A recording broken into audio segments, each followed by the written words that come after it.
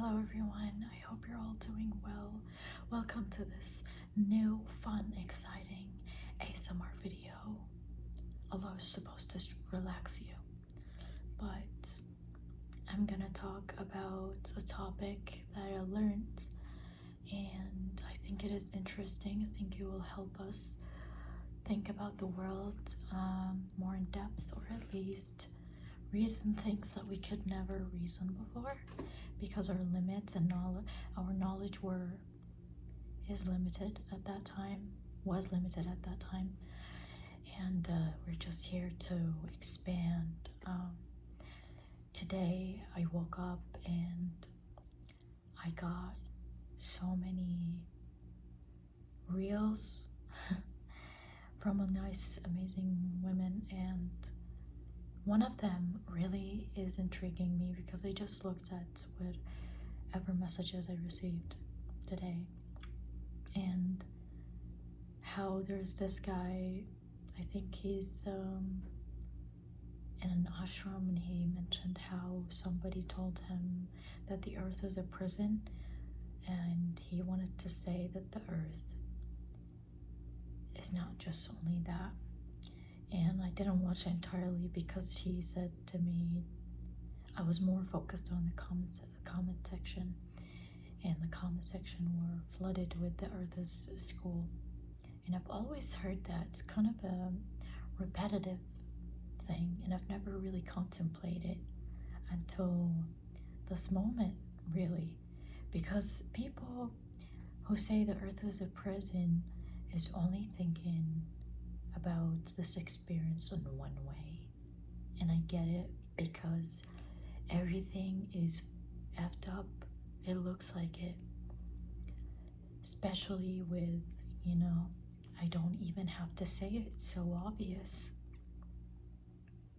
The disharmony is so obvious.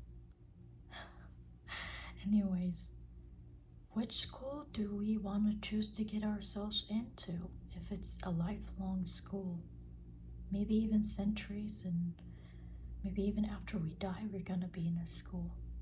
Which school do we want to be in? Because usually they would tell us as soon as we graduate, or while we're doing schoolwork in our childhood and adolescence, they would be like telling the parents, you better get your kids in the best school. What school are we in? Or university? We aspire to get into the best schools. At least that's what they tell us, right? So we are part of the school, of course. We are huge. And are we getting in a school or a belief system that make us stuck, that make us afraid, or a school system that is so pessimistic that cannot see beauty and awe, or a school that is stuck, they're repeating things that doesn't even that are not alive in the moment, or a school that teaches us essential, then we build on it, or a school of thinking, or a school of expanding, or the school of higher knowledge, or the school of lower knowledge. What are we getting ourselves into in this moment? It's a really interesting question to contemplate. My dream is to be part of the school that I do have a community in, and we get to give ourselves the freedom to study different things, expand together. I personally don't like schools that limits me in any ways. And that doesn't mean, let's say there are schools that would, if people understand freedom really badly, like they think freedom is doing whatever you want, and it's not the case. I'm not saying I don't want school to limit me. I mean, I don't want school to reject other kinds of learning, or science, or a way of thinking, or a way of seeing the world, basically. Because if these ways of seeing the world exist in different countries, why would I limit myself from learning about others and be more expansive? And maybe I would even bring something new to my consciousness or my mind that will life even better. So today I wanted to talk about a topic I learned maybe last year. I feel so late in the game, but it's the concept of egregore. Maybe some people know it. Here's a nice coffee with me. I want to make another one. I can't do this video without it. Just woke up, did some exercises. That's it. Looked a bit at messages, and here I am. Okay. Egregore. Okay, if you don't know how to spell it, it's Egregore.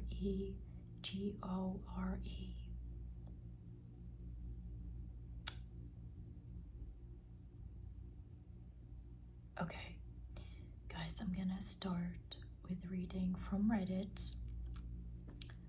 I'm gonna read things from Reddit, and I'm gonna read things from other places. I got introduced to Egregore through reading a book. And this book is by Omram, and he was mentioning how egregores are actually part of our life. And I'm gonna explain it from what I understood. So an egregore is an energy that is like not seen, but a collective thinking and feeling and believing make it almost like a dome encompassing those, like it makes it a dimension in the world, or it creates a living atmosphere, but it's alive. Like, let's say there are those people who believe in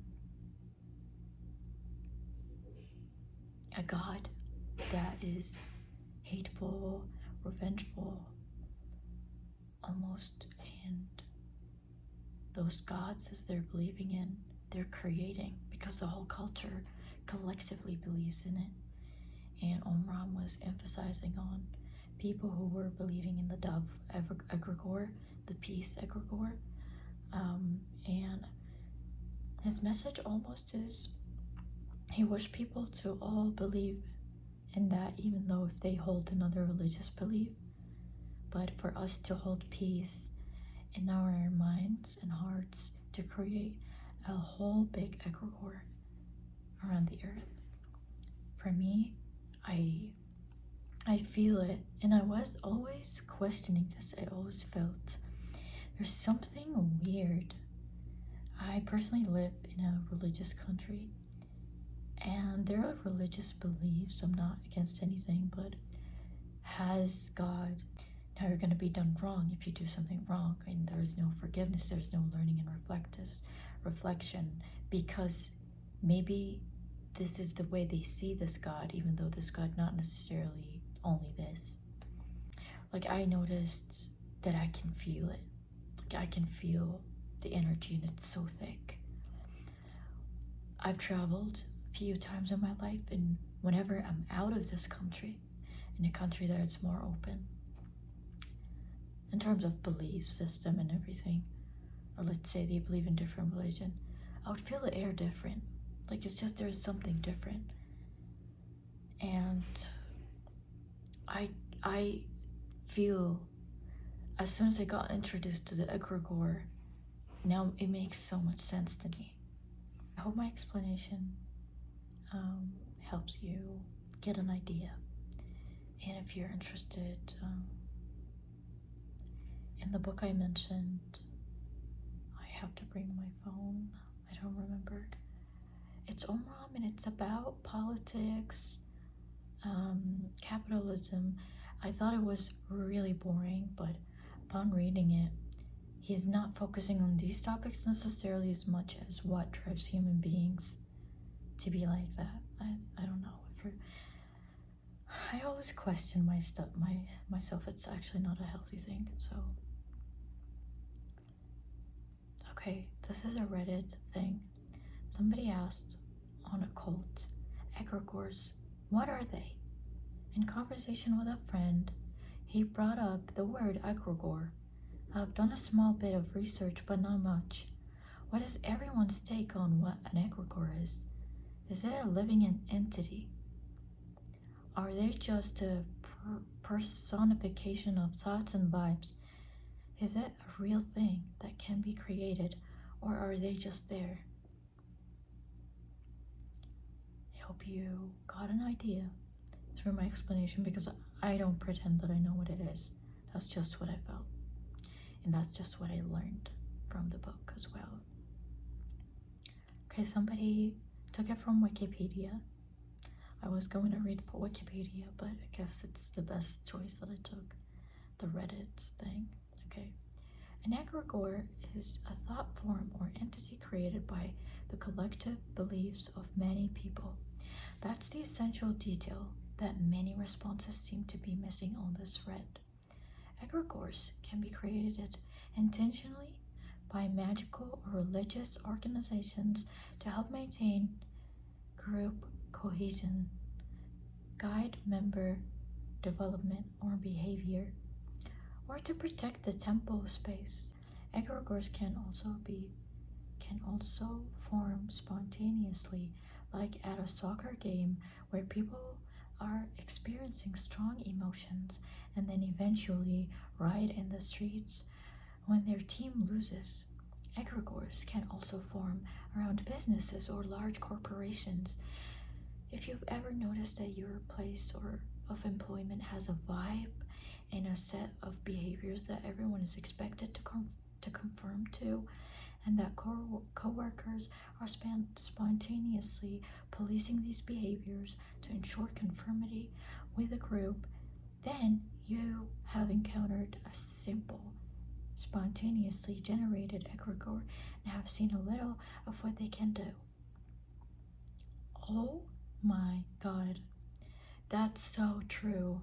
I feel like even if you go to a restaurant that is super expensive, they do have an egregore. I don't enjoy it. Anyways, let's continue. In our religious organizations, a group egregore will form around the local practices of the church slash group. It will tend to have a guiding hand in group activities, subconsciously influencing the behavior and attitudes of members of the congregation. It will even help to police the building of worship and alert members to the presence of outsiders or those with bad intentions by causing them to feel curious about strangers that are visiting, etc. Interesting. I do feel it, guys.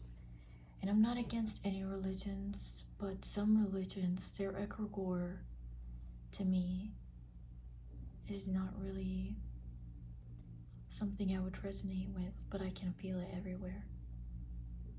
Maybe it depends on the people who are worshiping. Of course it does. And even like communities or corporate jobs that you get into and you feel like you want to quit the next day because you feel something, you know. Let's continue on reading. In the world of ceremonial magic, temple egregores are often intentionally created because they can assist with the spiritual development of group members. One of the reasons for character assessments prior to membership is because the group doesn't want their egregore polluted or twisted away from its original mission. Just as good behavior and positive attitudes are contagious, so is bad behavior and negativity. Some magical orders pay close attention to their egregore and carefully cultivate it. It's also common to have quarterly recharging ceremonies for the egregore, temple guardians, and other servitors. Something to think about. What do you think your magic worked better after you initiated into that group? Why do you think your magic worked better when you were a part of that coven? Why do you think your prayers were answered more often when you were heavy into that church, synagogue, or whatever? That's right, egregores. They can give you a boost.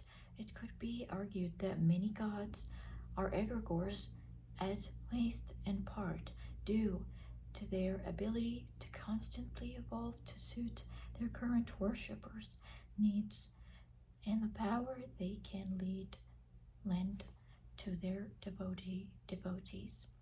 Sometimes reading this, I feel like those egregores turn into something that can turn against you just for you to cultivate it because it doesn't want to die. Nobody wants to die, right? I just thought about it. And for me, if I want impact with something, that's at least what I want. I want an egregore of love, of understanding. I don't want anything that doesn't promote it or choose harm in dealing with things. Sometimes you can choose to be more truthful and cut, but not cut with a knife, but cut through hypothetical knife. Like let's say cut a person off and just be conversational with them and tell them that they're not really good for you and you need to move on. Okay, this is an esoteric thing. Just wanted to point that out. For me, it's pretty much palpable. I don't know if I should say it's not a real topic because I don't have any evidence that makes it. If I'm going to deny everything I'm living, if I'm going to deny my experience, what's the point, right? There is no learning in it. Learning doesn't have to be material. Okay?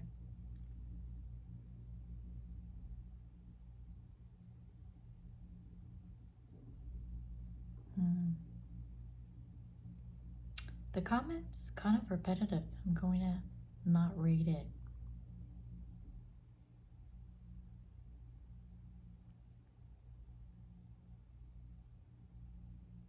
It's the spirit of a group. From French, Egregore. I don't know how to say it. Spirit of a group, that's what it means. Interesting.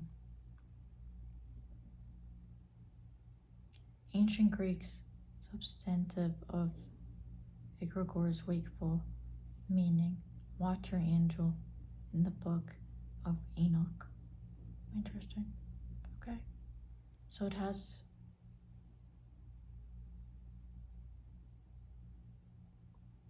it has French meaning, but it came from a Greek source from the book of Enoch. Okay. If you're watching this video, you can share an egregore you wish to see in this world. My egregore is an egregore of balance, of harmony.